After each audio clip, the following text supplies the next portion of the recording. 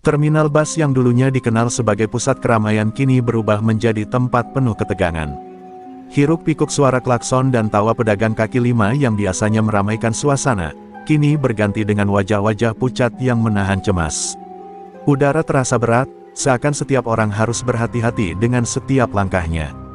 Tak ada lagi kebebasan, hanya ketakutan yang mengikat erat dada warga. Setiap sudut terminal kini dikuasai oleh kelompok preman. Mereka duduk santai di kursi plastik warung, merokok dengan tatapan liar, menunggu mangsa berikutnya. Sopir bus yang baru tiba langsung disambut dengan tangan terulur, bukan untuk membantu, melainkan untuk meminta uang keamanan. Bila menolak, kaca bus bisa pecah dalam sekejap. Semua tahu, melawan berarti bunuh diri.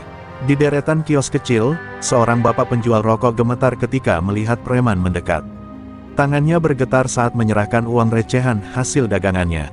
Matanya berkaca-kaca, tapi ia tak berani berkata apapun.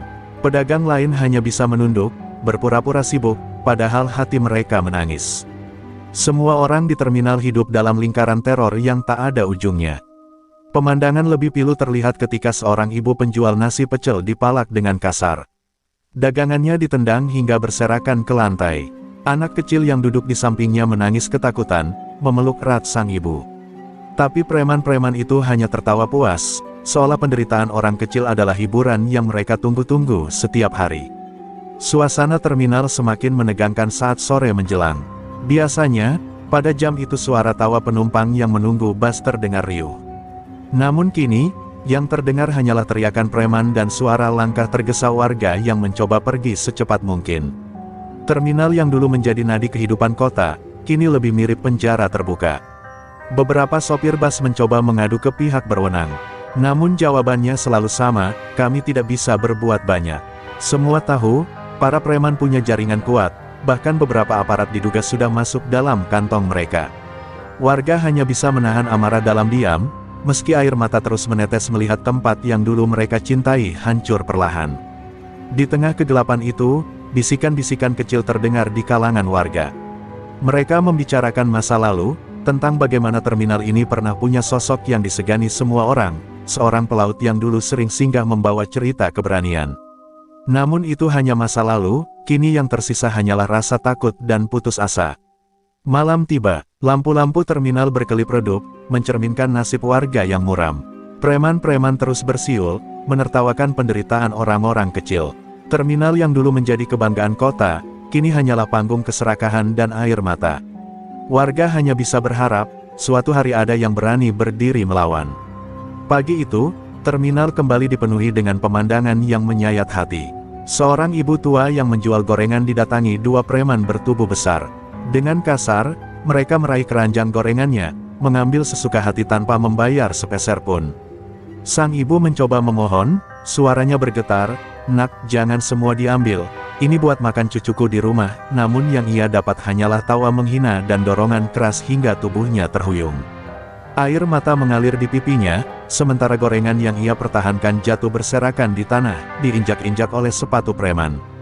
Warga yang melihat hanya bisa diam, menunduk, pura-pura tak melihat. Mereka tahu, satu kata saja bisa menjadi alasan untuk dihajar habis-habisan. Suasana terminal kian sesak, seolah setiap napas hanya menunggu giliran menjadi korban. Seorang sopir bus muda yang baru pertama kali masuk terminal mencoba menolak saat dipalak. "Saya baru narik, belum ada uang lebih, Bang," katanya lirih. Preman yang mendengar itu langsung menamparnya keras hingga ia tersungkur. Darah mengalir dari sudut bibirnya, tapi ia tak berani melawan. Penumpang di dalam bus menjerit ketakutan, beberapa bahkan turun dan memilih jalan kaki daripada menghadapi teror semacam itu. Di sisi lain terminal, seorang anak kecil menangis keras memanggil ibunya. Ia melihat ibunya dipukul karena tak sanggup membayar uang lapak yang diminta preman. Jeritan anak itu menggema, menusuk hati semua orang yang ada di sana. Namun, alih-alih merasa iba, preman-preman itu malah tertawa dan menyuruh si anak diam. Terminal yang dulunya penuh tawa anak-anak kini hanya berisi tangisan dan ketakutan. Suasana kian tragis ketika seorang kakek penjual mainan dikeroyok hanya karena dagangannya tidak laku, sehingga ia tak bisa setor uang harian pada preman. Mainan plastiknya berterbangan ke tanah, diinjak hingga hancur. Sang kakek duduk lemas, wajahnya berlumuran darah, tapi matanya lebih kosong daripada tubuhnya yang luka. Seolah jiwanya sudah menyerah, habis diperas rasa sakit dan kehilangan. Tangisan demi tangisan semakin sering terdengar. Terminal bukan lagi pusat ekonomi rakyat, melainkan ladang penyiksaan bagi orang-orang kecil.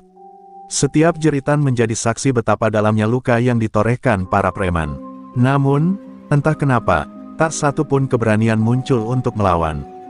Semua orang terikat oleh rasa takut yang sama, takut kehilangan nyawa. Di antara keramaian yang penuh nestapa itu, beberapa warga saling berbisik lirih, andai saja ada yang berani melawan mereka, andai ada yang bisa membebaskan kita. Kata-kata itu seolah doa yang terucap dari hati yang sudah terlalu lama terpenjara ketidakadilan. Hanya harapan tipis yang membuat mereka tetap bertahan hidup. Langit mendung sore itu seakan ikut menangis melihat penderitaan yang terus berulang.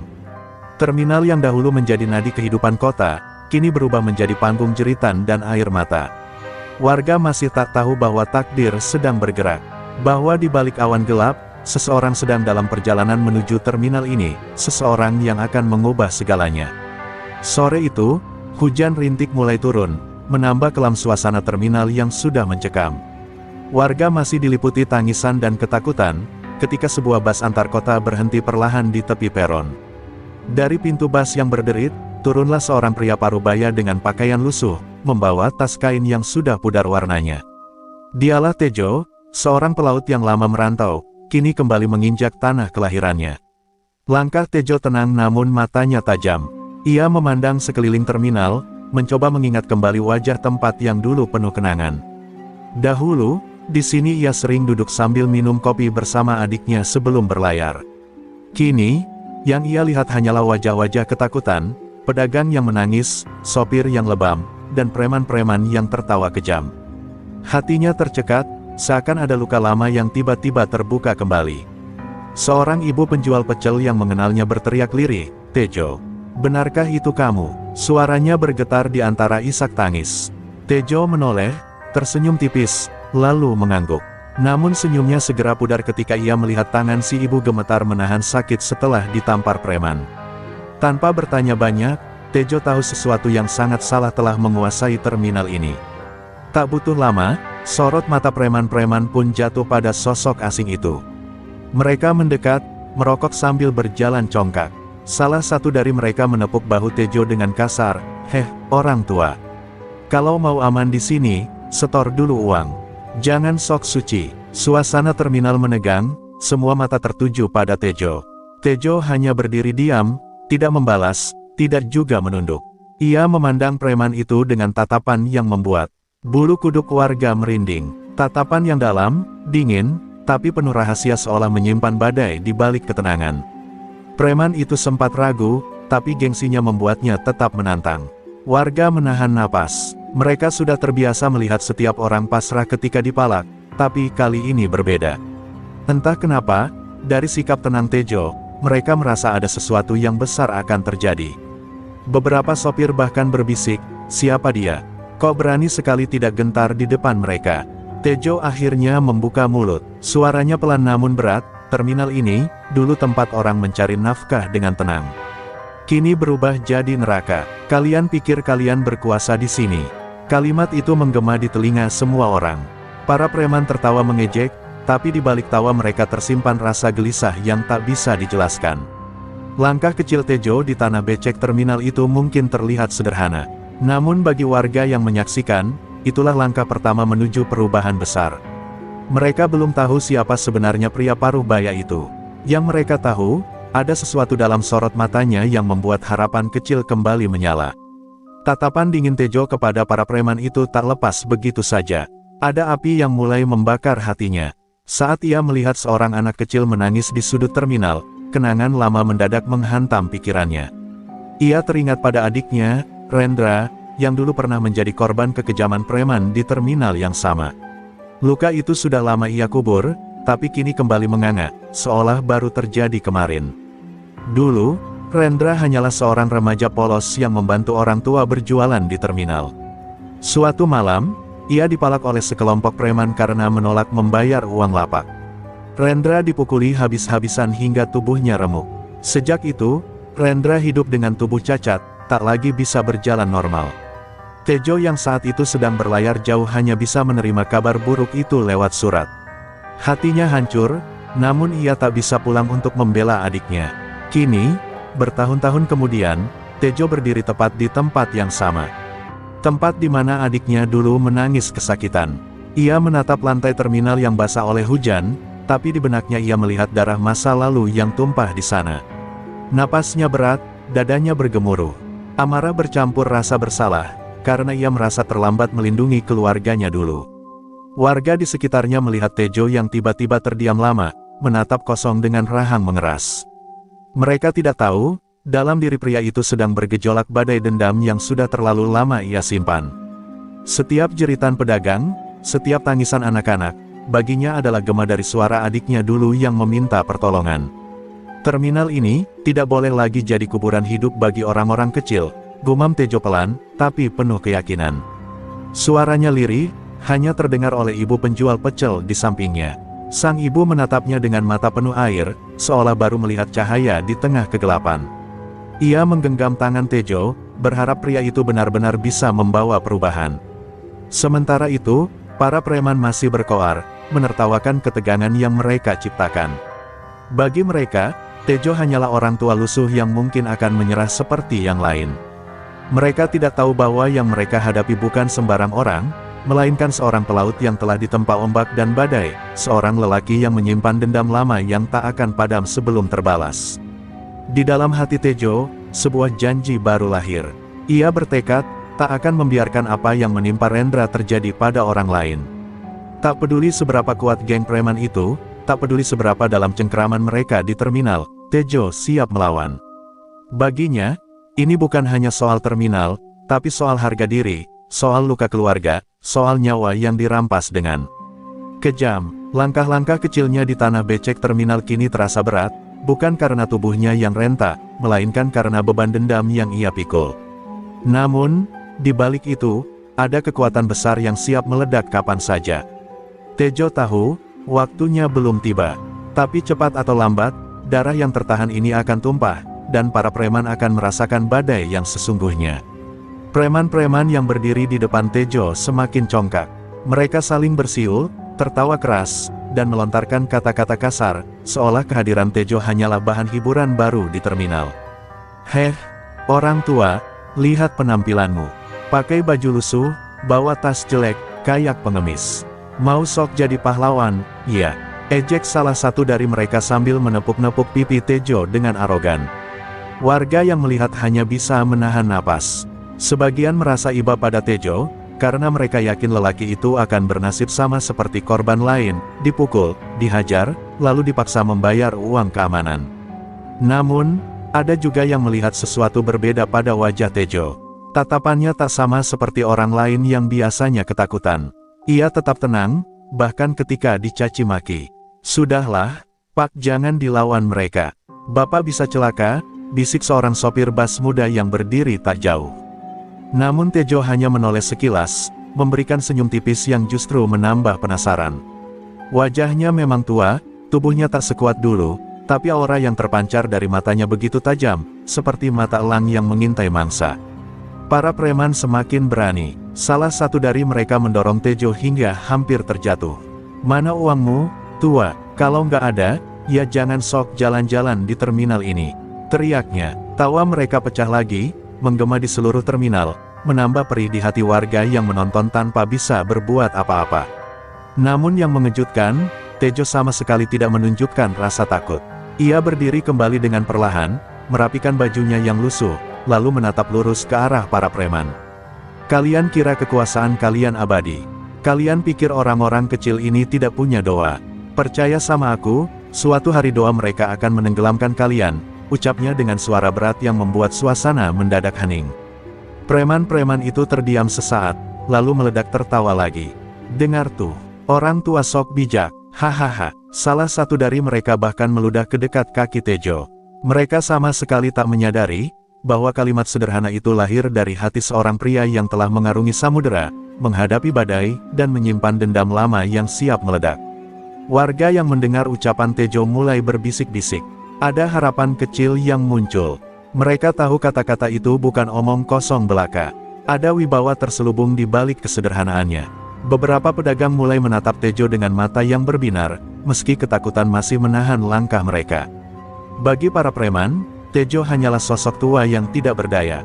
Namun mereka salah besar. Mereka tak tahu siapa yang sebenarnya sedang mereka hina. Dan tanpa mereka sadari, benih perlawanan telah tumbuh di terminal ini, dimulai dari seorang pelaut tua yang selama ini mereka anggap sepele. Malam itu, terminal mulai sepi. Hanya ada beberapa warung kopi yang masih buka, ditemani cahaya lampu redup dan suara hujan yang menetes di atap seng. Tejo duduk di sebuah bangku kayu tua, menatap kosong ke arah jalan bas yang lengang. Di wajahnya tersirat ketenangan, tapi di dadanya badai amarah bergejolak. Ia baru saja menyaksikan langsung betapa dalam luka warga yang ditorehkan para preman. Seorang bapak penjual rokok menghampirinya dengan langkah terlatih. "Pak Tejo, hati-hati. Mereka itu tak segan-segan membunuh orang kalau merasa tersiingi," bisiknya. Mata bapak itu sembab, tangannya gemetar karena tadi siang habis dipalak. Tejo menatapnya dalam-dalam, lalu hanya mengangguk pelan. Ucapannya singkat, tapi penuh makna. "Aku sudah terlalu lama melihat ketidakadilan, Pak. Tidak akan kubiarkan terus begini." Tak lama, seorang sopir muda ikut duduk di dekat Tejo. Wajahnya lebam akibat tamparan preman sore tadi. Dengan suara lirih ia berkata, "Aku hanya ingin cari rezeki halal, Pak. Tapi tiap hari uangku habis buat mereka. Kalau begini terus, aku tak bisa lagi kasih makan anakku di rumah." Suaranya pecah, air matanya jatuh tanpa bisa ditahan. Tejo mengepalkan tangan, rahangnya mengeras. Satu persatu warga mendekat, seolah kehadiran Tejo memberi mereka keberanian untuk bicara. Seorang ibu tua menceritakan dagangannya yang selalu ditendang. Seorang kakek penjual mainan mengeluh mainannya sering dihancurkan. Semua cerita itu mengalir deras, seperti hujan deras yang tak terbendung lagi. Mereka semua menaruh harapan kecil pada lelaki parubaya yang baru datang itu. Tejo mendengarkan dengan saksama, matanya mulai berkaca-kaca. Dalam hatinya, bayangan Rendra, adiknya yang cacat akibat kekejaman preman, terlihat jelas. Semua cerita penderitaan warga seakan menyalakan kembali bara dendam yang pernah ia kubur dalam-dalam. Baginya, ini bukan sekadar terminal, tapi juga simbol luka lama yang menuntut pembalasan. Ia menatap langit malam yang kelam, lalu berbisik lirih, "Rendra, lihatlah kakakmu. Aku tak bisa melindungimu dulu. Tapi kali ini, aku akan lindungi mereka semua." Kata-kata itu bagai sumpah yang terpatri di jiwanya. Ia tahu, pertempuran besar sudah menunggu. Dan kali ini, ia tidak akan mundur. Sementara itu, beberapa preman yang duduk di warung kopi seberang masih menertawakan Tejo, menyebutnya orang tua gila yang hanya pandai bicara. Mereka sama sekali tak tahu, bahwa orang yang mereka hina sedang menyalakan api perang di dalam dirinya. Api yang kelak akan membakar habis kekuasaan mereka. Malam semakin larut, hujan reda, tapi hati Tejo justru makin bergemuruh. Terminal ini telah menjadi ladang air mata terlalu lama. Ia berdiri, menatap sekeliling, lalu melangkah pergi dengan sorot mata penuh tekad. Bagi Tejo, waktunya hampir tiba. Dan ketika saat itu datang, tak ada satupun preman yang akan bisa lari dari badai yang akan ia lepaskan. Malam itu, terminal tampak lebih lengang dari biasanya. Hanya suara jangkrik dan derit seng yang basah sisa hujan terdengar. Lampu-lampu jalan berkedip redup, membuat bayangan panjang di sepanjang lorong terminal. Warga sudah banyak yang pulang, hanya menyisakan beberapa pedagang kecil yang masih membereskan dagangannya. Keheningan itu seolah menyembunyikan ketegangan yang sewaktu-waktu bisa pecah. Tejo duduk di warung kopi sederhana, menyeruput kopi pahit yang panasnya sudah mulai turun. Pandangannya awas, sesekali menoleh ke arah preman-preman yang masih berkeliaran. Ia tahu, orang-orang itu tak pernah tidur, mereka seperti serigala yang selalu mengincar mangsanya. Dan benar saja, tak lama kemudian, 3 preman mendekati seorang pedagang buah yang masih membereskan lapak. Dengan suara kasar, salah satu preman berteriak, "Hei, cepat setor uang lapak malam ini. Kalau enggak, daganganmu kami habisin." Pedagang itu, seorang bapak berusia 50-an, mencoba menjelaskan bahwa ia baru saja rugi karena hujan deras membuat banyak buahnya busuk. Namun jawaban itu hanya memancing kemarahan. Salah satu preman langsung mengangkat tangan, siap menamparkan wajah si bapak. Saat itulah Tejo bangkit dari kursinya. Langkahnya tenang, namun sorot matanya tajam menusuk. Ia berdiri tepat di antara pedagang dan preman yang hendak memukul. "Cukup," ucapnya singkat, namun suaranya dalam dan membuat suasana mendadak hening. Para pedagang yang masih ada di sekitar situ menahan napas, tak percaya ada yang berani menghadang. Preman yang hendak memukul mendengus, "Heh, orang tua lagi. Kau mau ikut campur?" "Hah." Ia mencoba mendorong Tejo, tapi tangannya justru terhenti di udara. Dalam sekejap, Tejo menangkap pergelangan tangannya dengan kekuatan mencengkeram seperti besi. Preman itu meringis kesakitan, tubuhnya bergetar karena tak bisa melepaskan diri. Wajahnya memucat, tak percaya bahwa pria lusuh itu punya tenaga sebesar itu. Tanpa perlu banyak gerakan, Tejo memelintir tangan preman itu ke belakang, membuatnya berlutut sambil berteriak kesakitan. Dua preman lainnya spontan maju, tapi Tejo hanya menatap mereka dengan sorot dingin. Tatapan itu begitu tajam, hingga mereka terhenti sejenak, ragu melangkah lebih jauh. Para pedagang yang menyaksikan kejadian itu terdiam, mulut mereka terbuka lebar, seolah tak percaya apa yang baru mereka lihat. "Pergilah, malam ini bukan giliran kalian berbuat jahat," ujar Tejo sambil mendorong preman itu hingga terjungkal ke tanah. Suaranya datar, tapi penuh wibawa. Preman itu bangkit dengan wajah malu bercampur ngeri, lalu menarik dua rekannya untuk mundur. Mereka tak berani lagi melanjutkan aksinya. Terminal malam itu kembali hening. Para pedagang mulai berbisik-bisik, kagum sekaligus heran. "Siapa sebenarnya orang tua itu?" tanya salah seorang dengan suara gemetar. Tejo hanya kembali duduk di kursinya, meneguk sisa kopinya yang sudah dingin. Ia tahu, tindakannya baru permulaan. Dan ia juga tahu, sejak malam itu, namanya akan mulai diperhatikan oleh para preman. Keesokan harinya, kabar tentang seorang lelaki tua lusuh yang berani melawan preman di terminal menyebar cepat. Para pedagang berbisik-bisik, menyebut namanya, Tejo. Ada yang menyebutnya nekat, ada yang menyebutnya gila, tapi lebih banyak yang mulai menaruh harapan padanya. Namun di sisi lain, kabar itu juga sampai ke telinga para preman besar. Mereka murka karena merasa harga dirinya diinjak-injak oleh orang tua tak berguna. Siang itu, di tengah terik matahari, seorang preman bernama Darto melangkah congkak ke arah kerumunan terminal. Tubuhnya kekar, penuh tato, wajahnya dikenal sebagai salah satu yang paling ditakuti. Dengan suara lantang ia berteriak, "Mana orang tua sok jagoan itu? Suruh dia keluar, hari ini aku ajari dia cara hidup di terminal ini." Suaranya menggema, membuat semua orang menahan napas. Tejo yang sedang duduk di bangku kayu tua sambil menyeruput kopi, perlahan berdiri. Tatapannya tenang, seakan tak terusik sedikit pun oleh teriakan Darto. Ia berjalan pelan ke tengah kerumunan, hingga jarak mereka hanya beberapa langkah. "Kalau kau yang merasa jagoan, tunjukkan di sini. Jangan cuma berteriak," ucap Tejo dengan suara datar, tapi membuat dada semua orang bergetar. Darto tertawa keras, "Hahaha. Jadi ini orangnya, tua, kurus, dan lusuh. Warga terminal, lihat baik-baik. Aku akan bikin orang ini merangkak minta ampun." Ia langsung maju, mengayunkan tinjunya yang besar ke arah wajah Tejo. Penonton menjerit, beberapa pedagang menutup mata, tak sanggup melihat apa yang akan terjadi. Namun yang terdengar bukanlah suara tulang retak Tejo, melainkan jeritan Darto sendiri. Dalam sepersekian detik, Tejo menunduk, lalu memutar tubuhnya dengan cepat.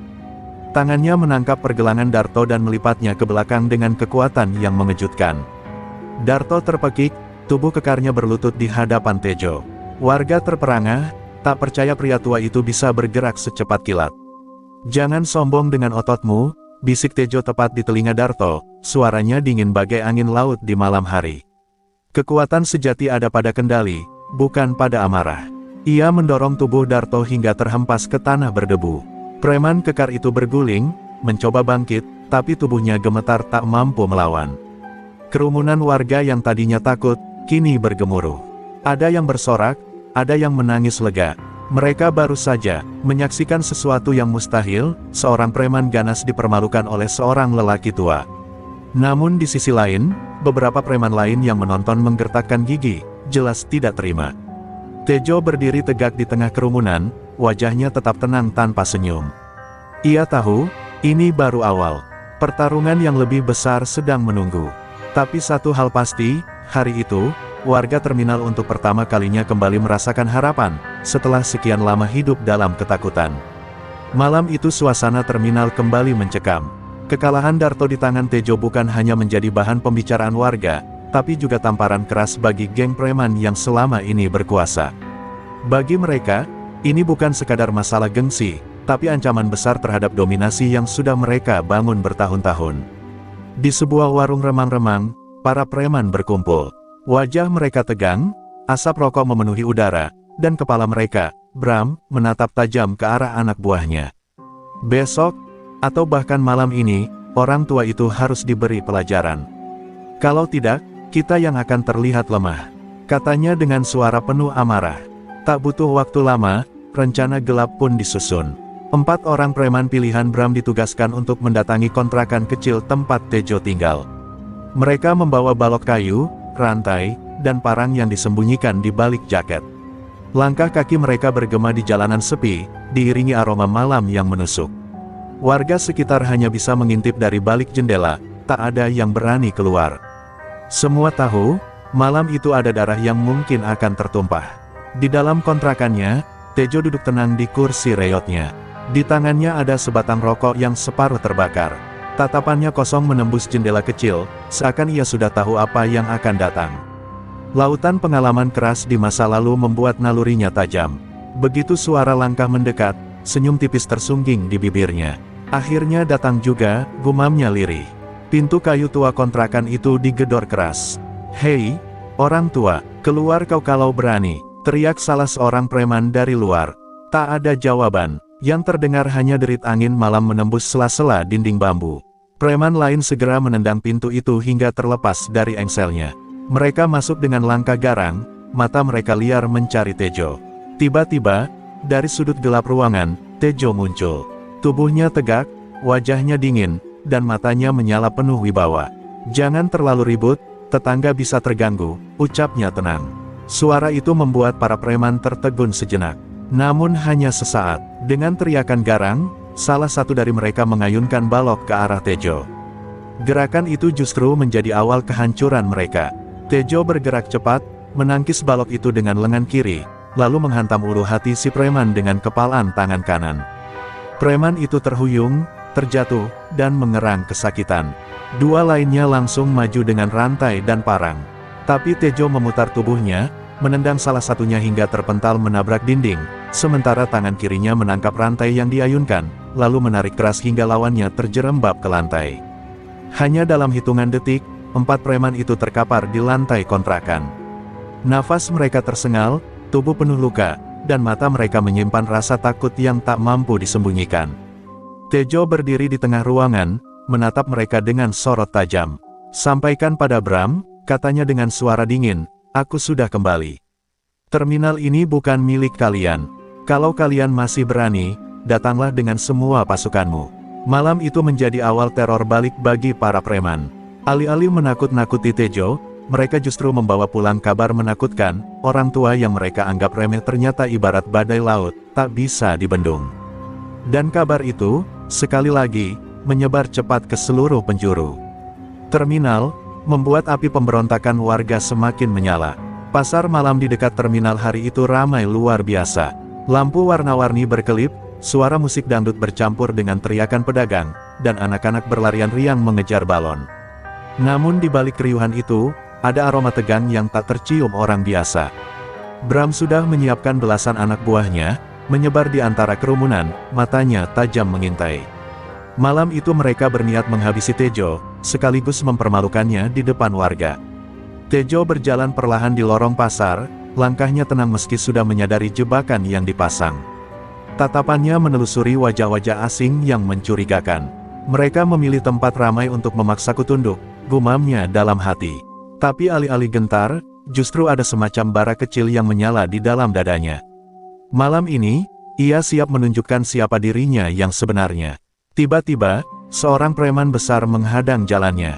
Tubuhnya tinggi, otot-ototnya menonjol, di tangannya ada sebilah pisau kecil yang berkilat terkena cahaya lampu pasar. "Tejo!" teriaknya lantang, membuat warga seketika terdiam dan menoleh. "Malam ini tamat riwayatmu," teriaknya sambil melompat maju. Suara teriakan itu bagai gong pembuka, karena dari berbagai arah, belasan preman lain mulai bergerak mengepung. Sorak-sorai warga berubah menjadi jeritan panik. Para ibu menarik anak-anak mereka menjauh, pedagang buru-buru menutup lapaknya, dan kerumunan mulai kacau. Namun Tejo tetap berdiri tegak, tubuhnya sedikit merunduk siap menghadapi serangan. Saat pisau pertama meluncur ke arahnya, ia menepis dengan cepat, lalu menghantam dada lawan hingga terhempas ke meja pedagang mainan. Preman lain menyerbu serentak, ada yang membawa bambu, rantai, dan tangan kosong. Gerakan Tejo berubah menjadi badai. Tubuhnya berputar, kakinya menendang, tangannya menghantam, dan setiap serangan selalu tepat sasaran. Suara benturan, jeritan kesakitan, dan meja dagangan yang hancur berhamburan membuat suasana pasar malam berubah menjadi arena pertempuran sengit. Bram yang sejak tadi mengamati dari jauh mulai maju dengan wajah merah padam. Tangannya menggenggam golok besar, dan matanya penuh kebencian. "Cukup permainan konyol ini, Tejo," teriaknya. Kerumunan yang masih bertahan menahan napas, karena semua tahu pertarungan sebenarnya baru akan dimulai. Tejo menoleh perlahan, matanya bertemu dengan Bram, dan sejenak waktu terasa berhenti. "Jadi kau yang merasa raja di sini?" tanya Tejo dingin. Bram tidak menjawab, hanya melangkah maju dengan golok teracung. Suasana hening sesaat, hanya terdengar suara musik pasar malam yang kini terdengar aneh, seperti iringan takdir. Warga menanti, apakah lelaki tua ini mampu menghadapi lawan paling berbahaya di terminal. Malam itu, pasar malam bukan lagi tempat hiburan, melainkan saksi. Saksi tentang pertarungan dua dunia, keserakahan yang menindas melawan dendam seorang pelaut tua yang tak ingin lagi melihat terminal menjadi sarang ketakutan. Dan pertempuran itu baru saja dimulai. Kerumunan warga semakin menyingkir, membentuk lingkaran besar di sekitar arena pasar malam yang hancur berantakan. Lampu-lampu gantung bergoyang tertiup angin, menciptakan bayangan aneh di wajah-wajah ketakutan. Di tengah lingkaran itu, Bram berdiri dengan golok besar teracung, sementara Tejo berdiri tegak tanpa senjata. Kontras yang jelas, satu mengandalkan kekejaman, satu lagi mengandalkan ketenangan. Bram melangkah maju, suaranya berat penuh amarah. "Kau pikir bisa hancurkan kekuasaan yang kubangun bertahun-tahun hanya dengan tangan kosongmu? Aku adalah raja terminal ini, Tejo. Dan malam ini, aku akan cabut nyawamu." Warga bergidik, sebagian menutup mata, takut menyaksikan darah akan tumpah. Dengan geraman, Bram mengayunkan goloknya ke arah kepala Tejo. Serangan itu cepat, kuat, dan mematikan. Tapi Tejo miringkan tubuhnya sedikit, lalu menangkis dengan lengan kosong. Suara logam beradu dengan keras, membuat percikan kecil. Lengan Tejo terluka, darah merembes, tapi tatapannya tetap dingin. "Senjata tidak membuatmu lebih berani, Bram. Hanya lebih kejam." Bram semakin murka, ia mengayunkan golok bertubi-tubi, membabi buta, memaksa Tejo terus bergerak menghindar. Setiap tebasan merobek udara, menghancurkan meja pedagang, memotong kain tenda. Namun di sela-sela serangan brutal itu, Tejo justru membaca celah. Ia tahu, setiap amarah membuka kelemahan. Kesempatan itu datang ketika Bram mengayunkan golok terlalu jauh ke kiri. Dalam sekejap, Tejo melangkah masuk, menghantam ulu hati Bram dengan siku, lalu memelintir pergelangan tangannya. Golok besar itu terlepas, jatuh berkilat di tanah. Bram terpekik, tapi segera menubruk dengan tenaga penuh, membuat keduanya jatuh berguling di tanah becek. Pertarungan berubah jadi duel tangan kosong. Bram menghantam wajah Tejo berkali-kali, membuat darah mengucur dari pelipisnya. Tapi Tejo menahan sakit dengan rahan terkunci, lalu membalikkan tubuh Bram, menghantamkan kepalanya ke tanah keras. Suara benturan membuat warga menjerit. Tubuh Bram terhuyung, tapi matanya masih menyala penuh dendam. Dengan napas tersengal, Bram bangkit lagi, menubruk membabi buta. Namun Tejo, dengan satu gerakan cepat, mengunci leher Bram dari belakang. Suasana mendadak hening. Bram meronta, wajahnya merah, tangannya mencakar udara. "Ingat ini, Bram," bisik Tejo lirih, suaranya menggema di telinga semua orang. Penguasa sejati bukanlah yang ditakuti, tapi yang dihormati. Bram akhirnya terkapar di tanah, tak sanggup bangun lagi. Warga yang menyaksikan terdiam lama, lalu perlahan sorak-sorai meledak. Air mata bercampur tawa lega. Malam itu, untuk pertama kalinya, Raja Tiran Terminal jatuh di hadapan rakyatnya. Dan nama Tejo mulai berubah dari sekadar orang asing menjadi simbol harapan. Kekalahan Bram di tangan Tejo menjadi titik balik besar bagi terminal. Keesokan harinya, kabar itu menyebar ke seluruh sudut kota. Pedagang, sopir, kernet, hingga penumpang, semua berbicara tentang lelaki parubaya yang mampu menjatuhkan penguasa bengis yang selama ini mereka takuti. Dari rasa takut yang menahun, perlahan muncul sesuatu yang asing namun membahagiakan, harapan. Para warga yang tadinya hanya bisa menunduk kini mulai berani mengangkat kepala. Seorang pedagang bakso berkata lantang di depan lapaknya, "Kalau Tejo saja bisa melawan, kenapa kita tidak?" Kalimat sederhana itu menyulut api semangat. Sopir-sopir bas yang biasanya rela dipalak mulai saling menggenggam tangan, bersumpah untuk tidak menyerahkan 1 rupiah pun lagi pada preman. Namun kebangkitan itu bukan tanpa ancaman. Preman-preman lain yang masih setia pada Bram merasa posisinya semakin terpojok. Mereka mencoba menakut-nakuti warga, tapi kali ini responnya berbeda. Beberapa pemuda nekat melempar balik batu saat diminta uang keamanan. Seorang ibu penjual sayur bahkan berani menepis tangan kasar yang hendak merampas dagangannya. Rasa takut yang dulu membelenggu perlahan runtuh. Tejo melihat semua itu dengan tatapan dalam. Dari kontrakan sederhananya, ia memperhatikan warga yang mulai berani menolak ketidakadilan. Hatinya terenyuh, mengingat masa lalunya di Laut Lepas, saat ia bersama anak buah kapal pernah melawan bajak laut dengan cara serupa, bersatu. Mereka sudah bangkit, tugasku tinggal menjaga, gumamnya lirih. Di sisi lain, luka kekalahan Bram masih meninggalkan amarah besar di kubu preman. Mereka tidak tinggal diam. Malam-malam berikutnya, terdengar kabar beberapa preman mendatangi rumah warga untuk menebar teror. Tapi kali ini, warga tidak lagi sendiri. Mereka berkumpul, membawa obor, bambu, dan berteriak kompak mengusir para preman itu. Untuk pertama kalinya, suara rakyat menggelegar lebih keras daripada ancaman. Suasana terminal pun mulai berubah. Senyum kembali muncul di wajah pedagang, anak-anak bisa berlarian tanpa takut diteriaki preman, dan musik dari radio tua pedagang kopi terdengar kembali tanpa gangguan. Namun di balik semua itu, Tejo sadar, badai yang lebih besar pasti akan datang. Bram memang tumbang, tapi gengnya masih menyisakan banyak orang haus kekuasaan.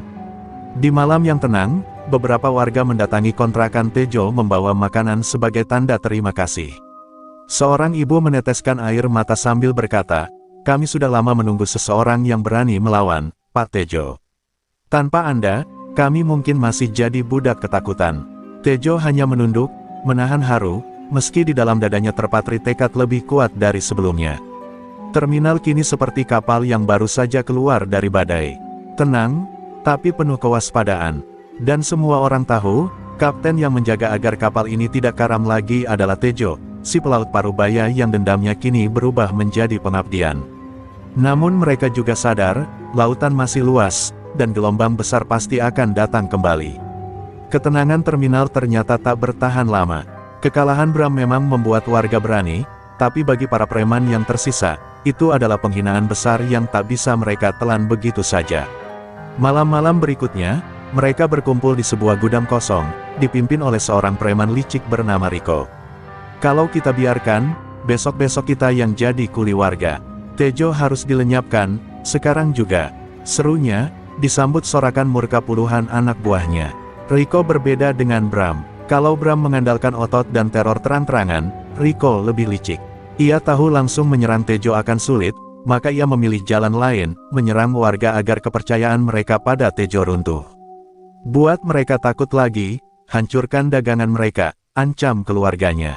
Kalau mereka tak lagi percaya pada si pelaut tua itu, dia sendirian pasti gampang dihabisi, ujarnya dengan senyum bengis.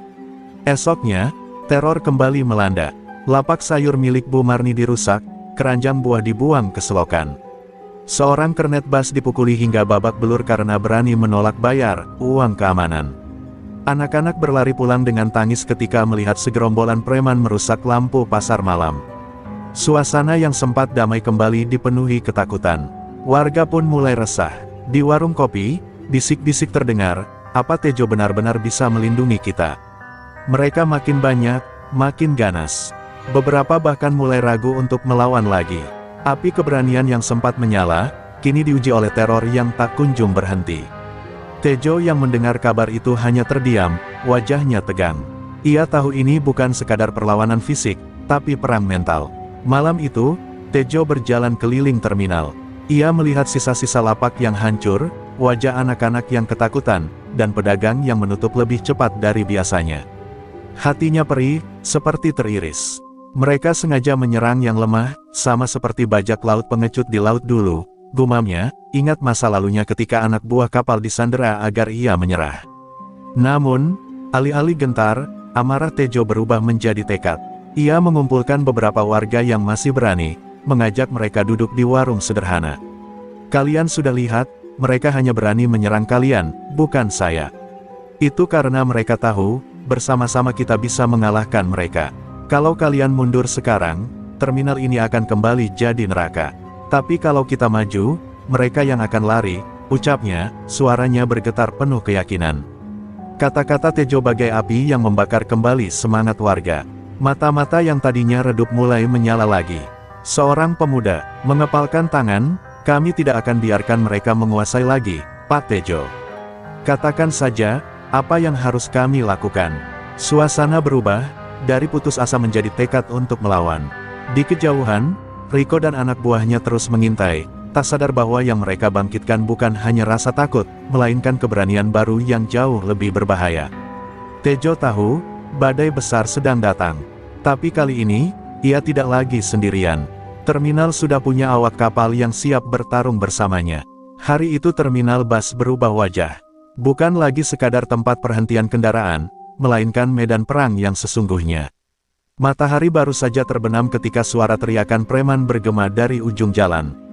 Puluhan orang dipimpin Riko datang dengan senjata seadanya, bambu, rantai, pisau, bahkan botol pecah.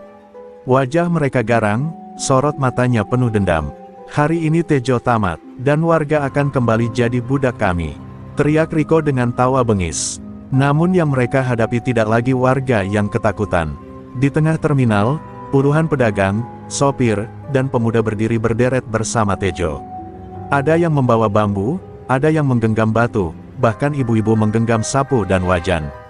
Meski senjata mereka sederhana, sorot mata mereka penuh tekad. Tejo berdiri paling depan, tubuhnya tegap meski sudah parubaya. Ini rumah kita, serunya lantang. Kalau kita biarkan mereka, anak-anak kita tidak akan pernah kenal arti aman. Benturan pun pecah. Preman menyerbu dengan teriakan garang, warga menyambut dengan sorak-sorai keberanian. Suara benturan bambu dengan rantai, jeritan, dan kaca pecah membuat terminal bagaikan lautan kekacauan. Asap berhamburan dari lapak terbakar, kursi-kursi terbalik, dan suara bas klakson terdengar di tengah hiruk-pikuk. Tejo bergerak laksana badai. Setiap preman yang mendekat dihantamnya dengan pukulan telak, tendangan keras, atau bantingan yang membuat mereka tak bisa bangun lagi. Tubuhnya seolah kembali muda, seperti di masa lalunya di laut saat menghadapi badai dan bajak laut.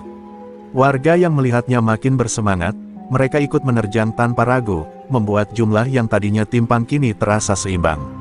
Riko sendiri maju ke tengah keributan, matanya penuh amarah. Tejo, kau pikir bisa hancurkan kami? Aku bukan Bram, aku lebih licik, lebih kuat, dan lebih kejam. Ia melompat maju dengan rantai panjang berputar, mencoba melilit leher Tejo. Suara rantai berdesing tajam di udara, membuat banyak orang menjerit ngeri. Tapi Tejo tak gentar. Dengan gerakan cepat, ia menepis rantai itu, lalu menarik Riko mendekat. Pertarungan keduanya pecah di tengah kerumunan, menjadi pusat perhatian semua orang. Riko menghantam dengan brutal, sementara Tejo menangkis dengan tenang dan menghajar balik dengan presisi. Setiap benturan membuat tanah bergetar, setiap pukulan membuat warga bersorak. Pertarungan berlangsung sengit, darah bercucuran dari wajah Tejo, tapi matanya tetap menyala. Dengan satu hentakan lutut, ia menjatuhkan Riko, lalu menghantam dadanya hingga preman itu terhempas ke tanah. Riko terengah-engah, mencoba bangkit, tapi Tejo berdiri di atasnya, napasnya berat namun penuh wibawa. Kau hanya penguasa karena orang takut. Aku berdiri di sini karena orang percaya, katanya dingin. Sorak-sorai warga menggema, mengguncang terminal yang sebelumnya dipenuhi teror. Preman-preman yang tersisa mulai melarikan diri, meninggalkan Riko yang tak berdaya. Malam itu, terminal akhirnya bersih dari cengkeraman preman. Untuk pertama kalinya dalam bertahun-tahun, warga bisa bernapas lega, berkat keberanian seorang pelaut tua yang menyalakan api perlawanan. Malam itu udara terasa berbeda. Asap perkelahian perlahan sirna, menyisakan terminal yang porak-poranda namun penuh dengan sorak kemenangan. Warga masih berdiri tegak, meski tubuh mereka penuh luka dan keringat. Di tengah kerumunan, Tejo duduk bersandar pada kursi tua yang masih utuh, napasnya berat namun senyumnya merekah. Matanya memandang langit, seolah bintang-bintang malam ikut bersaksi atas kebebasan yang baru mereka rebut. Riko tergeletak tak berdaya di tanah. Tatapannya kosong, penuh penyesalan, sementara preman-preman lain memilih kabur dan tak pernah kembali. Bagi warga, itu bukan hanya kemenangan fisik, tapi juga kemenangan harga diri. Mereka membuktikan bahwa rasa takut bisa dilawan, dan ketidakadilan bisa dihancurkan jika semua berdiri bersama. Tejo, kami tidak tahu harus bagaimana membalas jasamu, ucap salah satu sopir bas dengan suara bergetar. Tejo hanya menggeleng, wajahnya penuh ketenangan. Kalian sudah membalasnya malam ini. Kalian berani, kalian tidak lagi tunduk pada mereka. Itu lebih dari cukup. Keesokan harinya, kabar kemenangan warga terminal Giwangan tersebar ke seluruh kota. Tidak ada lagi suara teriakan preman yang memalak, tidak ada lagi ancaman setiap kali bas datang. Terminal yang dulu identik dengan ketakutan kini berubah menjadi pusat kehidupan yang riuh, penuh senyum, dan aman. Pedagang bisa berjualan tanpa was-was, sopir bisa bekerja tanpa ancaman, anak-anak bisa berlari bebas tanpa takut. Tejo kembali mendorong gerobak esnya. Meski tubuhnya penuh luka,